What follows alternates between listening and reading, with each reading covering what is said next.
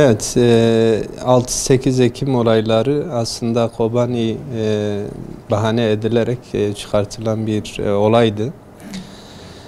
Maalesef üye ve gönüllülerimize karşı yapılan bir saldırıya dönüştü. Tabii ki öncesinde büyük bir hedef gösterilme ile hedef gösterildik. Sakallılar hedef gösteriliyordu, İslami tesettüre bürünen kadınlar hedef gösteriliyordu. Yapılan aslında İslam'a yapılan bir saldırıydı. Yani Kobani'yi bahane etmişlerdi. Kobani bir bahaneydi. İslami kesime, İslam'ı yaşayan insanlara bir saldırının planlandığını görüyorduk. Bizim üye ve gönüllülerimiz, Mustazaflar Cemiyeti olarak bizim üye ve gönüllülerimize de müthiş bir saldırı vardı. Tehditler yapılıyordu. Üye ve gönüllülerimizin evlerine geliyorlardı, tehdit ediyorlardı. Sokakta gördüklerinde tehdit ediliyorlardı. Sakallı üye ve gönüllülerimiz özellikle tehdit ediliyorlardı. İşte IŞİD diye hedef gösteriliyorlardı. El-Nusra diye hedef gösterildik aynı zamanda. O günün, olayların başladığı o güne geldiğimizde de aynı hedef göstermelerin ve hedef yapmalarını gördük. Üye ve gönüllülerimizin bulunduğu cemiyetimize geldiler. Oradaki üye gönüllülerimize saldırdılar. Derneğimizi yaktılar. Derneğimize zarar verdiler. Oradaki insanlar, içeride insanların olmasına rağmen derneği ateşe verdiler. Üye ve gönüllülerimiz orada mahsur kaldılar, çatılarda mahsur kaldılar. Daha sonra üye ve gönüllülerimizin evlerine gittiler, onların evlerini yaktılar. Birçok gönüllümüzün evini yaktılar. Hatta öyle ki evlerine girdiler, o yaktıkları evleri önce talan ettiler. Dükkanlarımızı talan ettiler, üye ve gönüllülerimizi yaraladılar, onları kasten öldürmeye teşebbüs ederek işte silahla yaraladılar, sopalarla saldırdılar. Düşünün, basın açıklaması yapacağız. Kobani'de yapılan haksızlıklara karşı direnmek adına basın açıklaması yapacağız diyen 1000'e yakın kişi 1 kilometre, 2 kilometre yol yürüyerek derneğimizin önüne geliyorlar. Oradaki dernek gönüllülerimizi hedef alıyorlar, derneğimizi yakıyorlar. Tabii aslında bu olayların iç yüzüne baktığımızda büyük bir tezgahın olduğunu görüyoruz. Yani kolluk kuvvetleri defaatle çağrılmasına rağmen, polis imdat aranarak çağrılmasına rağmen özellikle buna cevap almadığımız zaman Emniyet Müdürlüğü'nü bizzat arayarak olaya müdahale etmeleri için kendilerini uyarmamıza rağmen kimse bize uyarılarımıza cevap vermedi. Hatta durum öyle bir hale geldi ki artık üye ve gönüllülerimizin hayatından endişe eder hale geldik. Çünkü bin kişilik bir grup derneğimizi kuşatmışlar. İnsanlar içeride molotoflar atıyorlar, derneği yakıyorlar. Buna rağmen polis gelmedi. Tabii birkaç tane arkadaşımızın, üye ve gönüllümüzün yaralanmasından sonra polis geldi. O güruha müdahale etmesini beklerken müdahaleyi bize yaptılar. Yani üye ve gönüllülerimize yaptılar. Onları muhasara altına aldılar.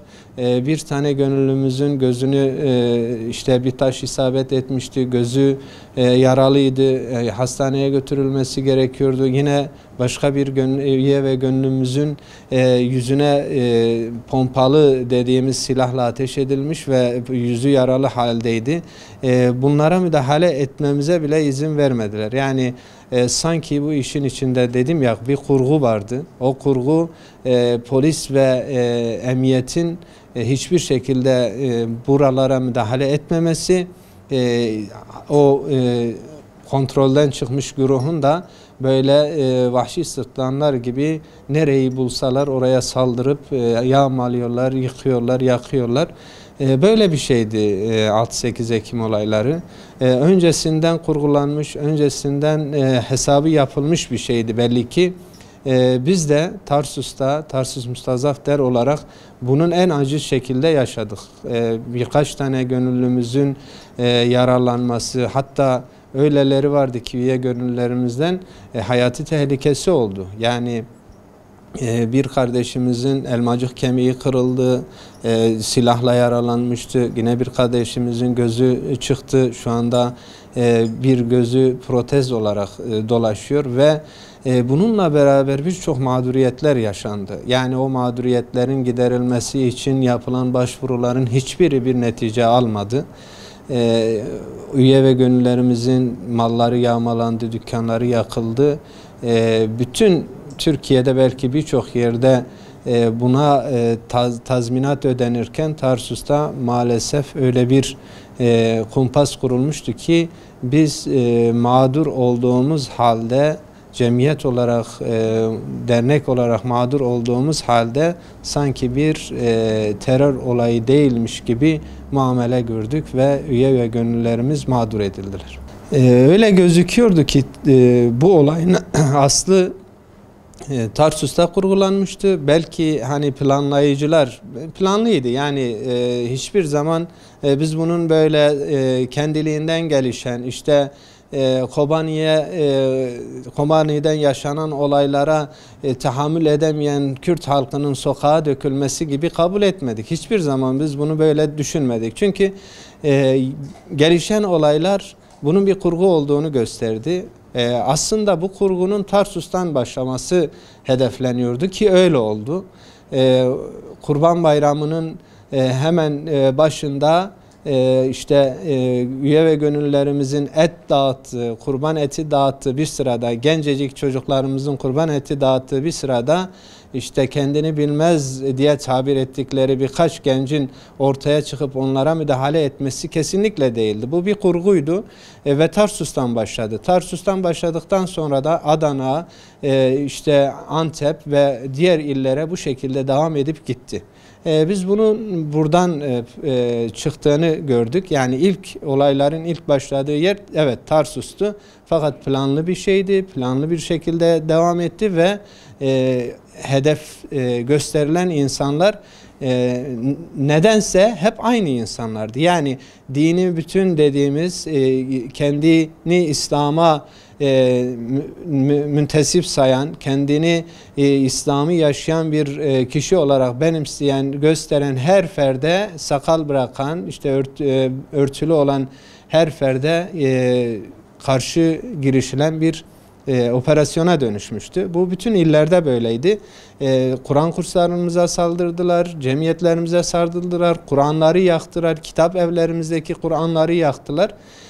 Belli ki bu bir kurmacaydı, bir kurguydu. Birileri bir yerden düğmeye bastılar ve piyonlar da işi yürüttü. Şimdi kolluk kuvvetleri eğer görevlerini yapsalardı, ilk anda müdahale edilseydi ne bizim derneklerimiz yakılırdı. O grup oradan dağıtılmış olsaydı üye ve gönüllerimizin evlerine saldırıp onların evleri yakılmayacaktı. Onların dükkanları talan edilmeyecekti. Yani adeta bir el kolluk kuvvetlerine diyordu ki siz hiçbir şey yapmayacaksınız. Bunlar ne yaparsa yapsın, yaksınlar, yıksınlar, insanları öldürsünler ama siz müdahale etmeyeceksiniz. Biz bunu defaatle polislere de söyledik, o günkü ilçe emniyet müdürüne de bizzat söyledik. Yani kendileri vazifelerini yapmak bir yana kendini savunan insanları daha mağdur edecek şekilde davrandılar. Yani o gün Tarsus'ta olaylar polisin müdahale etmesiyle o güruh dağıtılmış olsaydı, o güruh gerekli cevabı almış olsaydı başka hiçbir ilçeye yayılmadan bu iş burada bitecekti. Veyahut Yasin Börü olayları yaşanmayacaktı. Yani ilk günden emniyet görevini yapsaydı, kolluk kuvvetleri görevini yapsaydı bu saldırılar bu boyuta gelmeyecekti. Gerekli cevapları almış olacaklardı ve iş bu boyuta ulaşmayacaktı. Şimdi iş yerlerine veyahut evlere veyahut derneklere bir olayda saldırı yapılır ve bu terör olayıysa kanunen o terör olayından etkilenen vatandaşın zararları tazmin edilir. Bu hukuken de böyledir, insaniyeten de böyledir. Maalesef biz bunu Tarsus'ta göremedik. Tarsus'ta ona yakın gönüllümüzün evi yakıldı, dükkanları yakıldı, hayatı boyunca biriktirdikleri birikimleri yakılıp yıkıldı. Fakat tazim noktasında, yani zararlarının giderilmesi noktasında hiçbir şey yapılmadı. Bunu biz açıkça gördük. Hatta defaatle bunu işte bakanlara kadar götürdük. Tarsus'ta sanki bir el bu zararların giderilmemesi için ısrarla direttiyor. Yani Mersin Kaymakamlığı'nda bu dile getirildi. Tarsus'ta bu dile getirildi. Sizin zararlarınız karşılanmayacak. Sizin zararlarınız yerine getirilmeyecek denildi. Bunu böyle perde arkasından bu işin işte resmi boyutunu yürütenler işte Madımak'ın intikamını alıyoruz diyerekten böyle dosyalarımızı sümen altı ettiler. Dosyalarımızın içindeki evrakları boşalttılar. Evrakların anlaşılmaması için evraklar üzerinde oynandılar. Biz bunu milletvekillerine de söyledik, gelen bakanlara da söyledik. Mahkemesi devam eden arkadaşlarımız vardı. O mahkemeler bir şekilde neticelendi. Hatta öyle bir noktaya geldi ki mahkeme masraflarını bile üye ve gönüllülerimizden aldılar. Yani zararlarını tanzim etmek, zararlarını vermek bir yana mahkemeyi açtıkları mahkeme dosyalarını bile, dosya paralarını üye ve gönüllülerimizden aldılar. Devletin görevi vatandaşını korumaktır. Kolluk kuvvetlerinin görevi vatandaşı korumaktır. Vatandaş eğer bir yerde kolluk kuvvetlerini çağırıyorsa, kendini güvende hissetmiyorsa ve kolluk kuvvetlerini çağırıyorsa, kolluk kuvvetleri bu vatandaşı korumak zorundadır. Maalesef 6-8 Ekim olaylarında vatandaş korunmadığı gibi o güruha, vatandaşa saldıran, evlerini yakan, dükkanlarını yağmalayan o güruha sanki siz istediğinizi yapabilirsiniz denildi. Bu açık. Eğer devlet gerçekten görevini yapsa bu gibi olaylar kesinlikle yaşanmaz ve yaşanmayacak. Umarız bir daha bu tür olaylar memleketimizde yaşanmaz. Hayatını kaybeden, şehit olan kardeşlerimizin şehadetini Rabbim kabul buyursun. Onların kederli ailelerine sabrı cemiller versin Rabbim.